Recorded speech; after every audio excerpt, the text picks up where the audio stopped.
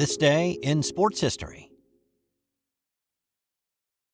Hey, I'm golf broadcaster Matt Adams. The updated and expanded second edition of my book, The Golf Round I'll Never Forget, Golf's Biggest Stars Recall Their Finest Moments, is now available. Readers can expect to march with Arnie's Army at the 1960 U.S. Open, relive Jack Nicklaus's remarkable 1986 Masters win, and be amazed by the Tiger Slam. The Golf Round I'll Never Forget, Golf's Biggest Stars Recall Their Finest Moments. Pick it up where fine books are sold, including BarnesandNoble.com and Amazon.com.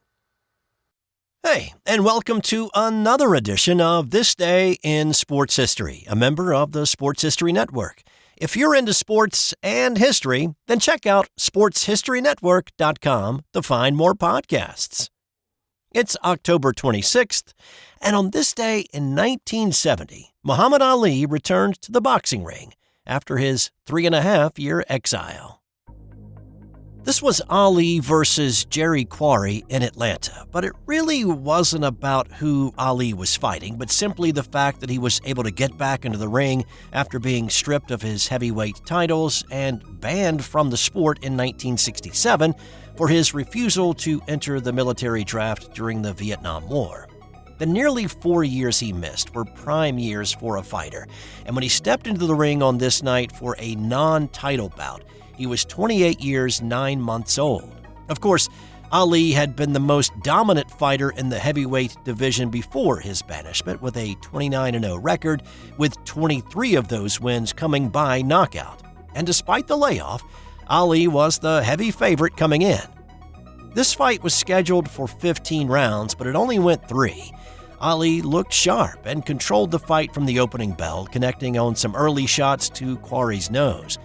Quarry had trouble getting inside due to his 4-inch deficit in reach, and he just couldn't connect many punches. By the third round, Ali had opened a bad cut over Quarry's left eye that was bleeding a good bit. After the third, the ringside doctor was called in to take a look. Quarry was visibly not happy, and he wanted the fight to continue, but upon the recommendation of the doctor, referee Tony Perez stopped the fight, declaring Ali the winner. These two would meet again in a rematch in 1972, with Quarry lasting into the 7th in that one. Now, while this fight may have been mostly ho-hum, there's a story that used the fight as a backdrop that is fascinating, and I highly recommend the podcast Fight Night and the $1 Million Heist. It's a true story, and it was made into a series on Peacock. But go with the podcast first and get to know the man everybody knew as Chicken Man. It is a wild story about a lot of folks who were in town for the fight that got robbed at a house party in the hours following Ali's win. On this day in 1984, Michael Jordan made his NBA debut. The Bulls knew they had something special, and they were ready to build the team that had finished with 27 wins the season before around the young kid. There was a lot of pressure on Jordan to perform, obviously. He'd been given the reins to drive this team, but it wasn't the greatest of debuts. The Bulls tipped off their season at home against the Washington Bullets. MJ scored 16 on 5 of 16 shooting. He dished out 7 assists, grabbed 6 boards, and he had a couple of steals. Orlando Woolridge led the way for the Bulls with 28 points. The third-year man out of Notre Dame had been the team's leading scorer the year prior. Quentin Daly came off the bench in this one to add 25, and Steve Johnson scored 18 in what turned out to be a 109-93 win for the Bulls. Chicago's coach Kevin Lockery gave a pretty blunt assessment of Jordan's performance, saying, "Michael did not play that well. I'm sure he was bothered a little by the first night jitters. You're not going to shoot well every night in this league, but let's face it, we wouldn't have had the crowd and the media coverage if not for Michael Jordan." From one GOAT to another, on this night in 1990, Wayne Gretzky became the first and still the only NHL player to score 2,000 career points. The LA Kings were on the road at Winnipeg on this night, and when Gretzky assisted Thomas Sandstrom's goal at 14:32 in the first, he reached the plateau that only he occupies. This was only his 12th year in the league. He would go on to play another 8 and finish with 2,857 points. The closest person to Gretzky on the list is Jaromir Jagr and his 1,921 points that he amassed in his 24 NHL seasons. On this day in 2002, the Anaheim Angels rallied to beat the San Francisco Giants in Game 6 of the World Series to stave off elimination. And of course, there was a monkey involved. The Giants had moved from New York to San Fran back in 1958. In the 44 years since that move, the Giants had not won a World Series after winning 5 in their previous 53 seasons in New York. But here they were, on the cusp of that coveted first championship title since moving to the West Coast, just 8 outs away, and with a nice, comfortable 5-0 lead. Of course, the Angels were in a similar spot. Since their establishment in 1961, they had not won a title either. From their perspective, things looked a bit grim as they came to bat in the bottom of the 7th, down 5 runs. Giants starter Russ Ortiz got the first out in the inning, but then gave up a pair of singles. Manager Dusty Baker pulled Ortiz for reliever Felix Rodriguez. As Ortiz walked to the dugout, the video board at Angel Stadium came alive with the Rally Monkey. The crowd went crazy and infused the stadium with a lot of energy for what could be a great scoring opportunity. And just like Sex Panther cologne, 60% of the time the Rally Monkey works every time, as it did in this case. This was Rodriguez's 6th appearance in the series, meaning he'd pitched in every game. Maybe his arm was tired, or maybe it was the sound of a stadium full of thundersticks pounding away. But Rodriguez threw a fat pitch to Scott Spezio, who made it a 5-3 game with one swing of the bat. Rodriguez was replaced on the hill in the 8th inning by Tim Worrell. Leadoff man Darren Erstad parked a Worrell pitch into the stands to cut the lead to 1. The Angels then put a man on second and third after an error by Barry Bonds in left. With no outs and 2 men in scoring position, Baker went back to the pen and called for his closer, Rob Nen. But the power of the Rally Monkey is strong, and Troy Gloss lasered one over Bonds' head, and his 2-run double gave the Angels the lead 6-5. The Angels then brought in their closer, Troy Percival, in the top of the 9th. Percival struck out 2 and induced a pop-out from another, and the Angels had completed the comeback. The 5-run deficit was the largest margin overcome by a team facing elimination in the World Series.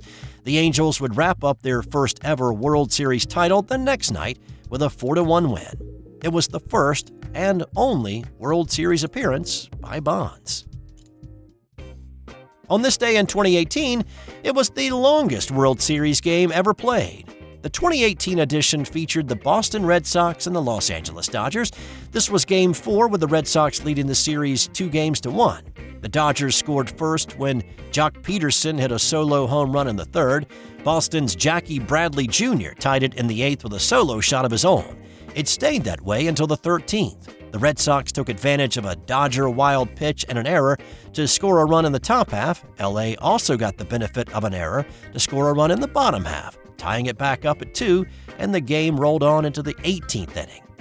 Max Muncy, who had nearly ended the game in the 15th with a home run that drifted foul, straightened one out in the 18th for another solo home run, and the Dodgers won 3-2 and evened the series.